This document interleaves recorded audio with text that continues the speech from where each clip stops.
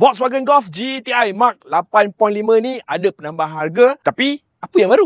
Ada perubahan sedikit pada bumper hadapan, di mana kalau korang boleh nampak, sekarang ni lampu kabus jenis honeycomb ada di sebelah kanan dan sebelah kiri. 5 biji, nampak lagi lawa. Lampu depan ni sekarang ni adalah IQ Light 3D LED Matrix yang lebih tirus dan tajam, membuatkan lagi nampak garang. Kalau kau tengok, ada kening berwarna merah sepanjang grill hadapan ni. Tak cukup terang lagi, batch sekarang pun dah menyala bang.